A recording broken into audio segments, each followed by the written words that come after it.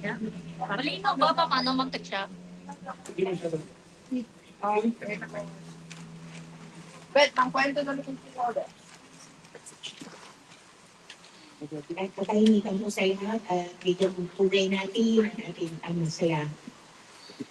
Maraming salamat po sa pagkakataon dito at kami ay maligaya at tahimik na kami nagkasama-sama rito kasama ang aming Spock Abby Roque.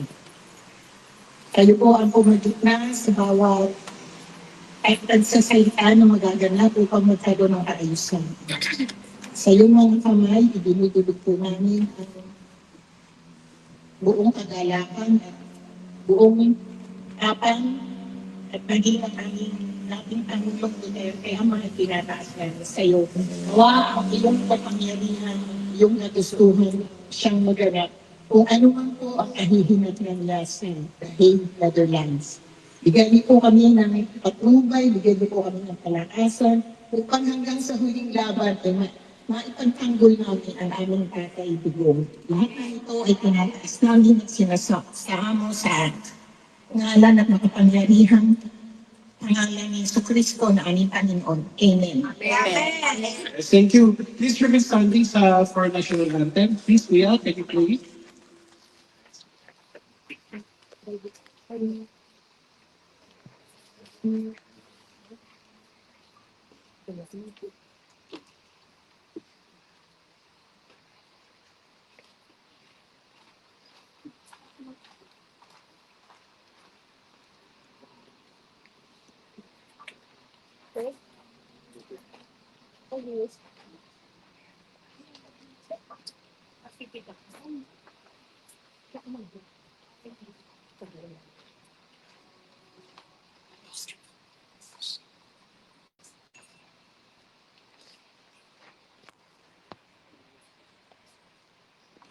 Bansang-awit ng Pilipinas.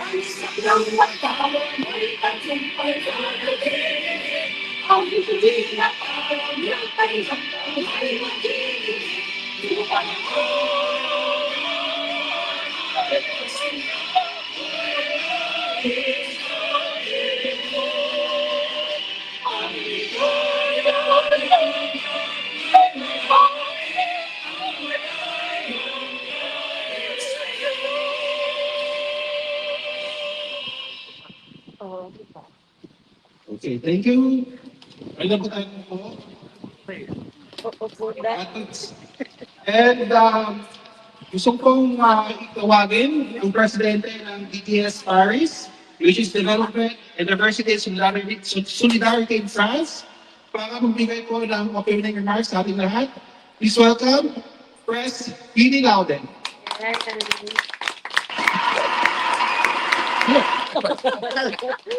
Talaga. Baong kapangkala.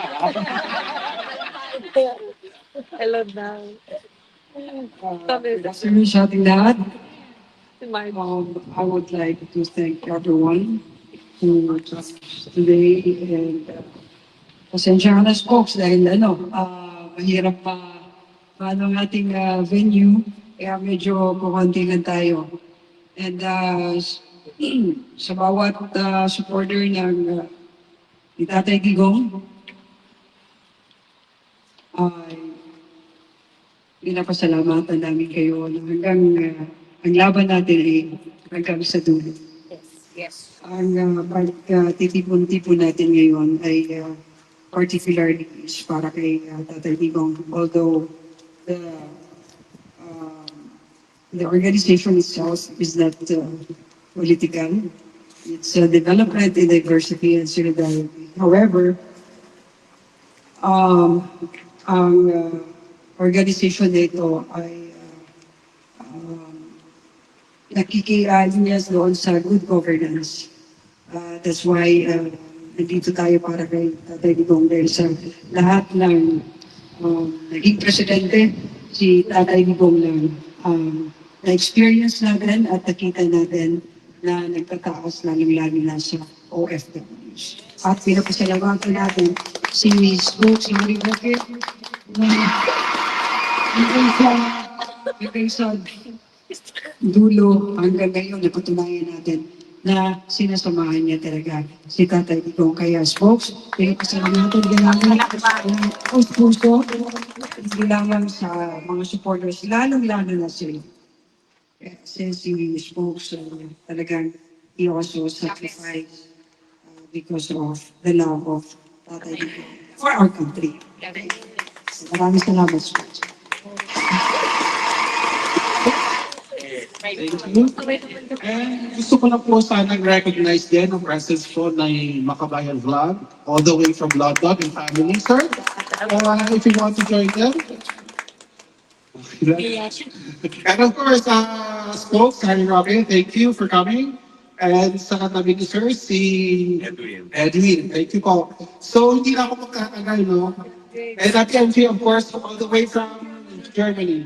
And of course, as far as I know, may galing yata ang Geneva. Yes. Ma'am, welcome. Really want And the Hague. Sino po galing the Hague? Shirley, thank you for coming. Thank you. So, hindi na ako yes, of course. Ang media pala ng Paris. Of course, Sir Dick, thank you for covering us sa event na ngayong hapon. And of course, yung mga iba-ibang si Ann, yes, si Ate Ann, and of course, si iba pang mga vloggers na sorry, hindi ko kasi kayo kilala pa, so sorry. Then, hindi na ako magtatagal, no, para mahaba-haba ang kanyang ibibigay na speech sa inyo, no? Ang hindi nang iwan sa tabi ng ating Tatay Digong, all the way from Philippines to The Hague. At kung pa rin po siya, bibigay ko na po siya, si Spokes, Atty. Roque.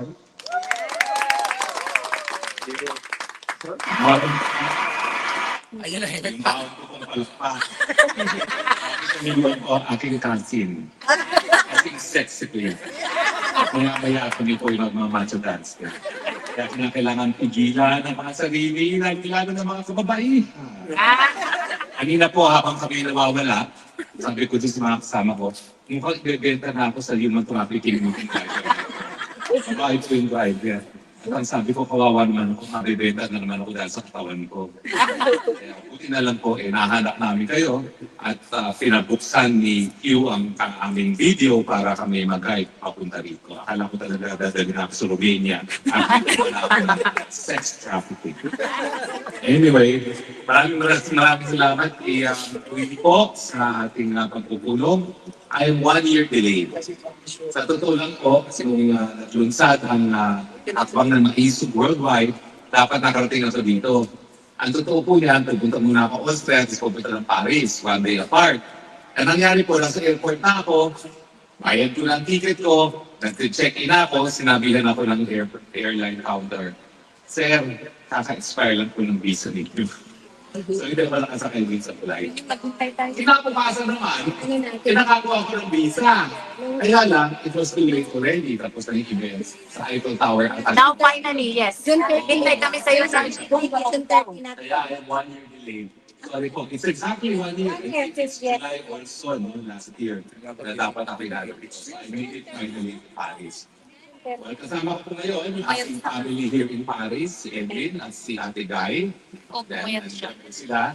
Kasama ko rin po yung mga pamilya ko sa Tahe, si Charlene at saka si MJ at yung aking kapatid na si Makabayan from the UK. Now, alam niyo po, nakakalungkot ang balita ko. Kasi mukhang hindi okay si tatay. Utot malat ang description. Pagkaman si Vicky Sara, ang sinasabi niya, huwag naman tayo mag-alala. Kasi miski butot balat siya, maganda naman daw ang itsura ni Tatay Gwen. lalo. Hindi kumulubot ang skin para daw ang patawag ko sa therapy. Photo? Therapy. Laser therapy pa tawag doon sa therapy na yun. Parang nagkaroon daw si Tatay Digong at mukhang mas gwapo si Tatay Digong na butot balat siya. Huwag lang maging Pero ang hindi natin makakaila, yung butot balat siya ay dahil hindi niya gusto talaga yung kalagayan. At naiintindihan ko naman dahil talaga naman pag-ulit-ulit ang sinasabi mula ng 2017 na nagsimula ako sa artikulo mula sa isang profesor sa Harvard na nagsasabi na dapat siya litisin for crimes against humanity. Kaya sabi niya, bakit ako lilitisin ng kawalayuhan? Kung meron talagang dapat litisin at kung ako dapat litisin, bukas ang hukuman ng Pilipinas, dapat dito sila sa Pilipinas. That's right. Yun po ang kanyang sakit ng loob, yung katotohanan na bagamat tayo ay isang malaya, soberanyan bansa, na para bagang pinabigay natin itong soberanyan ito at yung jurisdiction ng ating mga hukuman na siyang maglitis sa mga kaso, mga di umano mga krimen na nangyari sa Pilipinas. At ngayon, siya ay humaharap sa isang banyagang hukuman at humaharap sa mga banyagang estado. Ito po talaga yung bangungot niya na nangyari sa tunong buhay niya. At kasama ko po siya mula noong 2017, pinag-uusapan mo namin to, hindi niya akalain mangyayari ito. Dahil sa totoo lang po, ako po'y talagang nagkaroon ng mahabang journey dito sa ICC.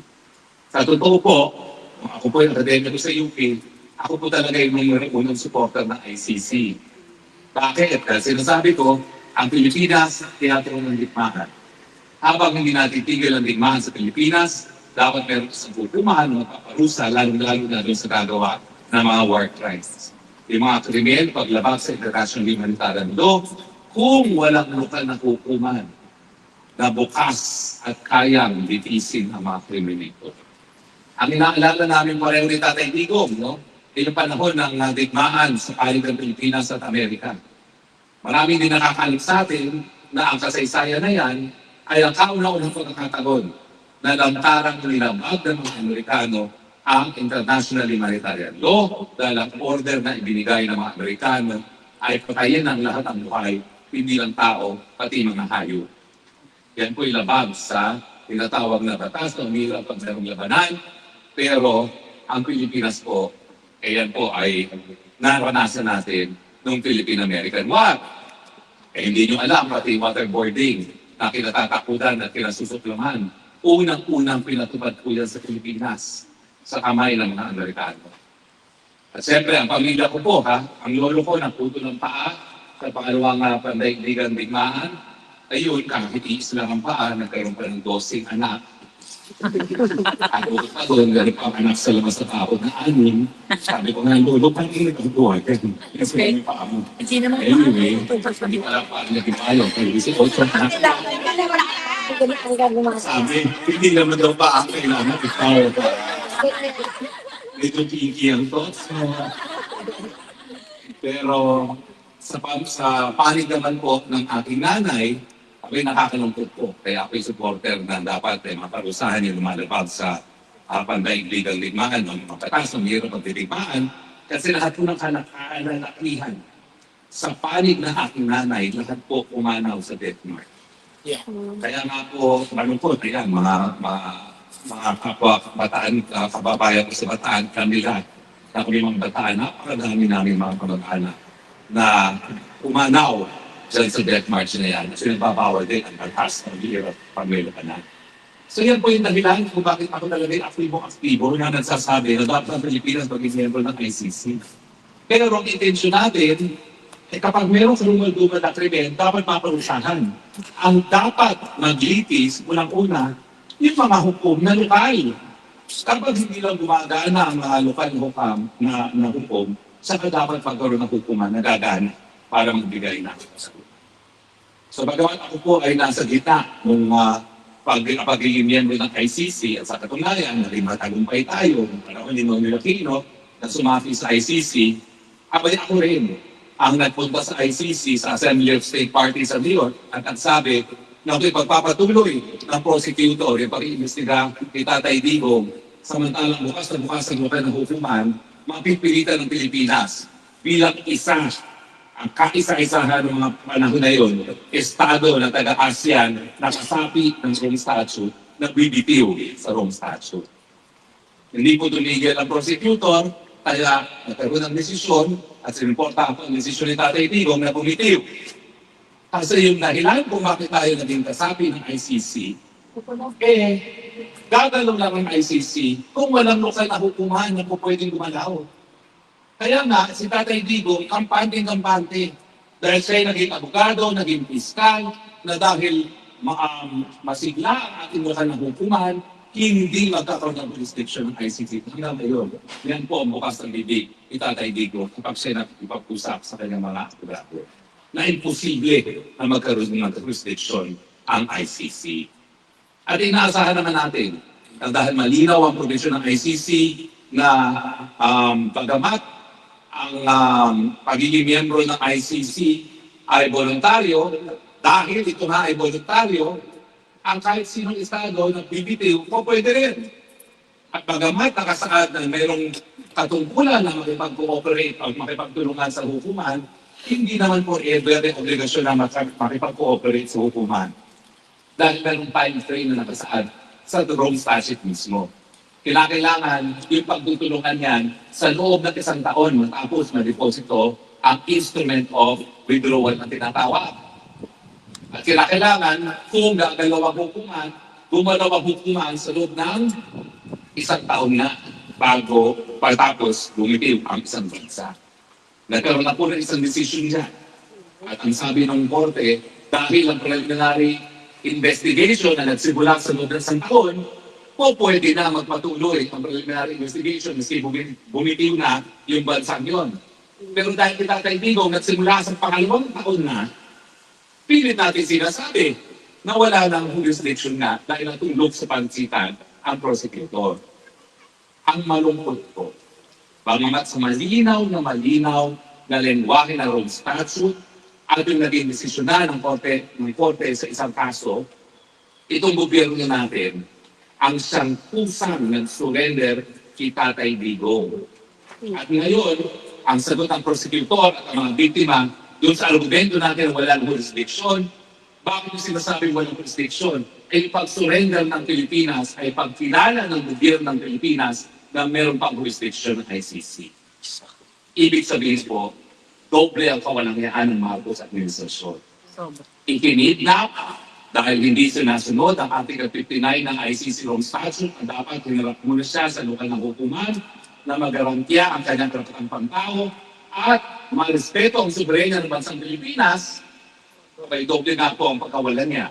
Dahil habang sinasabi ni Tatay Digong na wala ng jurisdiction ng hukuman, ang Marcos government naman sa pamamagitan ng voluntaryong pag-surrender sa kanya ay sinasabi, meron pa jurisdiction. Hindi nga lang yun.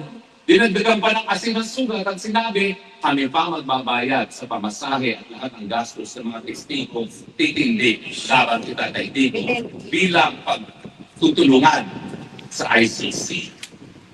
Bakit nila ginawa yan? Para nga mabaliwala yung sinasabi natin na wala ng jurisdiction yung ICC. Talaga naman kung ako'y binigyan ng babala ng aking mga kasama sa Kongreso dahil minsan naman tayo nabibiyemo rin ng Kongreso na talagang pupulbusin nila ang mga Duterte at kanilang mga aliado dahil nasa talaga silang manatili sa pwesto ng forever dahil nabigo kanyang ama na magkaroon ng Marcos forever. Ang hindi po natin akalain, gagamitin nila para mawala ang Duterte ang International Criminal Court. Dahil sa katunayan, kung mayroong International Criminal Court ng panahon ng kanyang ama, yung ama niya ang dapat unang-unang na-demanda at nakulong. Dahil ang ama niya, mayroong court decision sa Amerika na lumabag sa karapatang pantao at dahilan kung bakit nag-award ng $2 billion in damages laban sa estado ng kanyang ama. Sa katunayan, sa kaso niyan, mayroong 371 million contempt charge US dollars si Bongbong Jr. dahil sa kanyang hindi pagbigay sa hukuman kung nasaan ang kanilang mga nakaw at tagong yaman. Hanggang ngayon po, nandyan yung 371 million contempt charge. So may pakikinig, yung ICC na dapat sana naging dahilan para makulong ang kanyang ama, ICC pa rin ang ginamit para mawala ang mga kalaban sa politika, ang mga Duterte.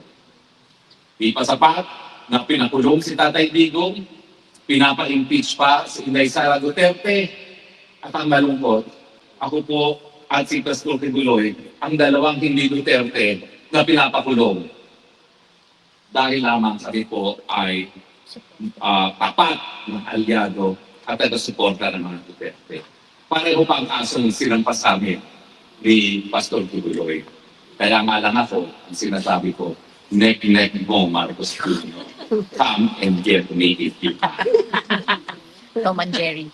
In any case, hindi man po natin tinatanggap na wala tayong gagawin itong naging kapalaran ni Tatay Digong, bagamat sa mismo po ay nagbigay na ng huling abiso. Nasaka ko talaga nung inanunsyo ni VP Sara na naghuling abiso na si Tatay Digong na gusto niya ma-cremate at huwag nang ilibing at kung siya papaano sa Netherlands, ay hayaan siyang sunugin sa Netherlands. Kami po kasi nag-usap-usap. Bago pumasok ang kapamilya, sinasabihan po sila dahil ako'y minsan spokes, forever spokes. Kinakailangan paglabas mo, ha? Palaging good news, palaging he's in high spirit, palaging he is confident, palaging he is okay. Dahil ayaw natin na maabala ang mga supporters.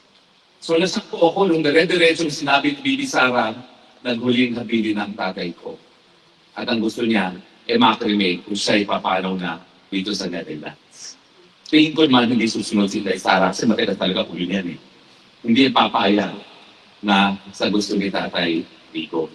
Mumultuhin siya. Pero, ang katotohanan, hindi pa tayo pumapayag na gano'n na maging katapusan ni Tatay Digong. Oh, no. Meron po tayong mga strategiya, gagamitin natin ang karapatang pangtao ni Tatay Digong, gagamitin natin ang mga hukuman ng Europe, dahil lahat ng bansa sa Europe po, kasapi sa tinatawag na International Covenant on Civil and Political Rights, at mas importante sa Europa, yung European Convention on Human Rights. Ang importansya ng European Convention po, hindi gaya ng ICCPR, na ang nag-monitor ng mga pagpapatupad at obligasyon sa karapatang pangtao ay hindi mandatory dahil pumitilan po yan na ang kanyang kapangyarihan lang ay madedeklara kung isang estado ay lumalabas sa kanyang obligasyon na itaguyod ang karapatang pangtao. Dito sa Europe, sa European Convention, hindi po yan palamuti lamang. Pag nag-utos ang European Court at hindi sumunod, merong sanction ang European state. Kaya wala pa pong European state na nakagpatawan ng desisyon na lumalabas sa karapatang pangtao na sumusuway sa desisyon ng European Court of Human Rights. At ang sabi ko, panahon na dapat nating balikan yung desisyon ng Israeli Supreme Court dun sa kaso ng Eichmann. Ano ba yung kaso ni Eichmann? Si Eichmann kasi, siya ay putol ng final solution during World War II. At nang matapos ang gera, nakatakas siya. Siya nagtago sa Argentina, kumuha ng fake identity, at napakatagal ng panahon nakalipas, 1970s na, nalaman ng Israel na nandoon nagtatago sa Argentina, matandang mama na si Eichmann. Matapos sila makumpirma si Eichmann ngayon, nagpadala ng Mossad, abay sinaksakan ng droga, at habang pa ng malay, isinakay sa private plane at dinala sa Israel kung saan siya ay dinitis for war crimes and crimes against humanity. Nung kinwestiyon ni Eichmann, yung kidnapping, at of course, nagprotesta Argentina dahil bumalaw ang mga ahente ng Mossad sa teritoryo ng Argentina, ito ay paglabag sa soberenya ng Argentina. Ang sabi ni Eichmann, dahil ako ay kinidnap dahil sa kidnapping, illegal, dinabag ang soberenya ng Argentina, hindi po pwede ako litisin ng Israel Supreme Court. Ang sabi naman ng Israel Supreme Court, hindi. Kapag karumal-dumal ang krimen gaya ng war crimes at sa crimes against humanity, ang desisyon namin ay ma-empa. Malay namin, pakialam namin kung paano nakuha yung pagkatao ng akusado, ang importante, mabigyan siya ng patas sa paglilitis. Ang problema, mula nung Eichmann, nagbago na po ang ating standards sa karapatang pangtao. Kinikilala na po natin ngayon na hindi po pwede na binibigyan natin ng karapatan to due process, to life, liberty, and property ang lahat ng mamamayan ng mundo. And yet, pagdating sa paglilitis ng war crimes and crimes against humanity, babaliwalain natin yung right to due process. Talaga pong labag, nalalabag ang karapatan ng due process kapag kinikidnap as a means of acquiring jurisdiction over the person. At nangyari nga po na mayroong isang court ngayon, isang hukuman sa South Africa. At kung maalala yung South Africa, dati nagkaroon ng apartheid na talagang matinding paglabag din sa karapatan ng tao dahil meron lang karapatan ng mga puti, walang karapatan ng mga itim. Nung ginawa nila, yung ginawa ng mga Israeli kay Eichmann, nangidnap ng isang high-ranking apartheid official na dinala sa South Africa, ang sabi ng South African Constitutional Court, hindi po pwedeng ituwid ang pagkakamali sa pamamagitan na naman ng isang pagkakamali. At ang sabi ng South African Constitutional Court, dahil illegal ang kidnapping, hindi dapat magpatuloy ang hukuman na litisin itong taong ito. Ngayon po, may pagkakataon na tayong tanungin ang hukuman ng Netherlands at ng European Court of Human Rights. Yes, sir. Tama ba ang panginigna? Kung ito ay hindi tama, tama ba na magpatuloy ang paglilitis kay Tatay Igo? Sa wakas po, malalaman natin kung ang desisyon na umiiral sa buong daigdig ay Eichmann o yung desisyon sa Ibrahim. Kasi yan po yung title ng South African case. Ibrahim versus Minister. Alin sa dalawa ang umiiral na? At dito po sa Europa, magkakaroon ng kasagutan. Una, sa hukuman ng Holland at pagkatapos sa European Court of Human Rights. Malungkot po na hindi ko nakikita si Tatay Digong. Ang pamilya lang po ang pinapayagan. At hindi naman po ako naging abogado kasi naabot din ako ni Marcos at sa katunayan, hindi ako makakastay sa Bastille Day dahil meron pong sariling vista doon sa aking asylum kung saan ako na po ang tatayong abogado para sa sarili ko. Pero, hindi po natin matanggap na nagpapaalam na si Tatay Digong at wala tayong gagawin. Makulit po ako. May mga nagagalit na sa akin, nakikilam daw ako doon sa ICC. Ang sabi ko naman, hindi na nga ako nakailam sa inyo eh. Pero ano ba nangyayari ngayon sa ICC? Hindi ba malinaw na sa ICC, malabo nilang palayain si Tatay Digong dahil pag wala na si Tatay Digong, wala na silang kasong lilitisin at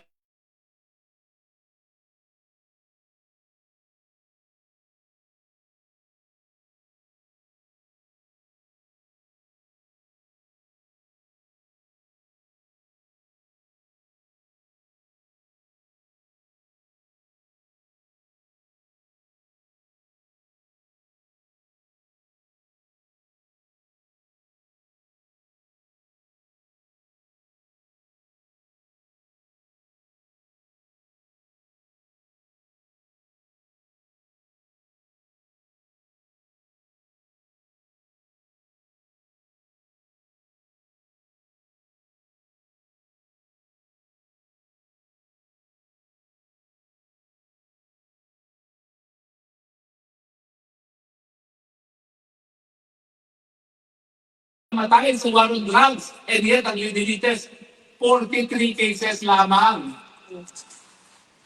Ako po, tumalilo akong prosecutor, private prosecutor sa Maguindanao Massacre. 58 counts of murder. Nakakonvict kami sa 57 counts of murder. Isa lang yung acquitted na count. Bakit kinakailangan convicted sa 43 counts? Di ba po? And yet, dahil sa sinabi ng ambahador ng Japan, nagdududa pa ba kayo kung ano magiging resulta ng paglilitis ni Tatay Digong? Well, gaya natin sinabi, may mga makukulitan ng sa atin. Alam ko, nakukulitan sa akin si Pipi Sara. Pero pag man di man ako kapamilya. Eh ako naman po, naging malapit na rin kay Tatay Digong. Bakit naman po hindi ako maging malapit sa kanya? Unang-unang, Ako naman po, nung aking dating buhay, aktivista lamang, profesor ng batas sa UP. Nakapasok ang Kongreso, nakilala, dahil sinuportahan ni Tatay Digong ang lahat ng ating mga panukalang batas. Panukalang batas na ginaya ko dito po sa Europa. Universal Health Care. Dahil hanggang ngayon po, natanggap ko, bayad ng Netherlands. Kaya ng binabayaran ng France ng lahat ng gamot at paggamot. Yes, libre po. Libreng wifi, Libre po. libreng irigasyon. Yung AIDS policy natin, na tinutulan ng Simbahang Katolika noong una, until nagsalita na ang Santo Papa na hindi rin siya kontra sa paggamit ng mga pamamaraan para mapigilan ang pagkalat ng sakit. At siyempre, yung libreng tuition sa state universities and colleges, meron pong maangkin na senador, pero totoo po niyan. Kamuntik na po talaga mag-veto yan, pinalaga ako ng aking mga kasama sa Kamara, usapin si Tatay Digong na mag-veto. Dahil talagang vehement ang objection ni Secretary Jokto ng DBM dyan. At ang sabi sa akin ni Tatay Digong, hindi natin dito yan. We will invest in our human rights. Bakit hindi ko ipaglalaban yung kaisa-isang presidente na nagbigay ng libreng pagamot, libreng gamot, libreng irigasyon, libreng edukasyon, libreng tanghalian sa mga nagugutom na kabataan sa ating mga pampublika at eskwelahan. Napakatagal na natin republika, kauna-unang republika, siya lang ang nagbigay ng ganitong benepisyo sa taong bayan. Benepisyo na nakita ko na pinapatupad dito sa Europa, na nais ko rin mapatupad sa Pilipinas. Kaya, wag po kayo mag-alala dahil sa laki ng aking utang na loob na naging instrumento ang suporta ni Tatay Digong para makamit ko ang lahat ng nais kong makamit. Dahil ngayon po, kung ako ipupulin ng Panginoon at ang sabihin, tatanungin ako, anong nagawa mo? Iisa-isahin ko lang yung mga panukalang batas ko na naisa batas ko sa tulong po ni Tatay Digong. At sigurado naman, hindi ako nalampas ng langit. Sama diba po lang. Hindi po tayo papayag. Pag huling habilin si Tatay Digong, hindi po tayo papayag. Dahil sa tingin natin, hindi pa tapos ang kanyang kasaysayan. Hindi pa tapos ang kanyang istorya sa kasaysayan ng Pilipinas. Ang hinihingilan po natin, ang inyong patuloy na suporta, ang inyong patuloy na pagdarasal, ang inyong patuloy na pagmamahal. Dahil ang pinapasabi ko po sa lahat ng pamilya mapasok, minsan po, hindi nawawalan ng mga Pilipino nagmamahal kay Tatay Digong sa labas ng tulog. Kung papayagan lang at may matulog sa tinatawag na Duterte Street, matutulog kami doon. Kaya lang po, Mag-10.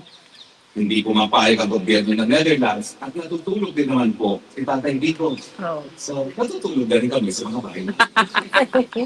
At nakikita-kita. Pinabukas. Yes.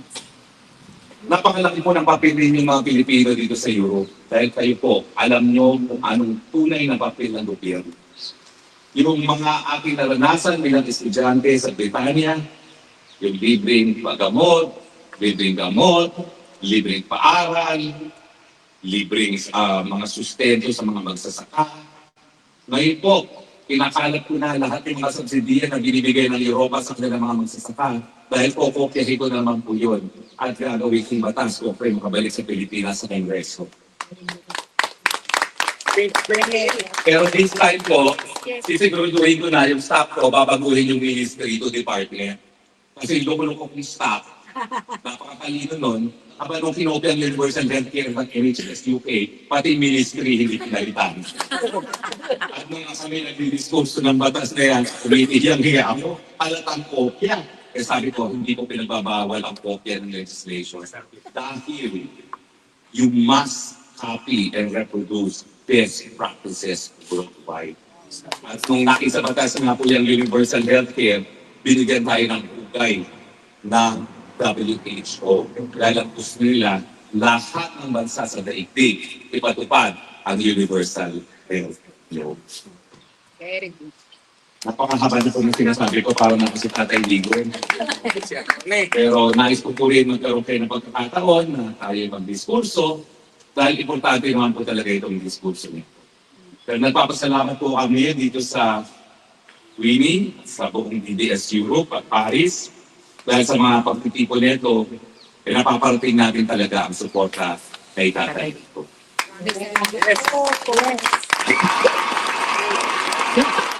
Napakadami ito nagkakatin. Napakadami pumapalakpa.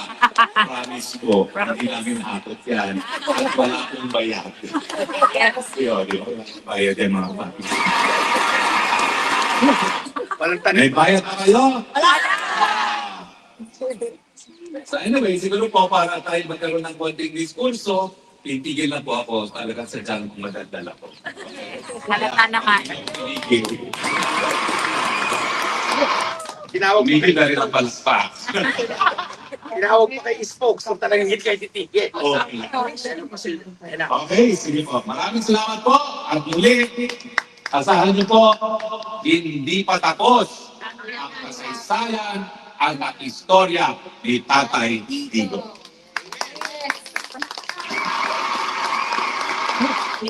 Mga folks, bago natin ipagpatuloy, no, bago namin din makalimutan, Sige. meron tayong sabihin for signatures. Hindi lang.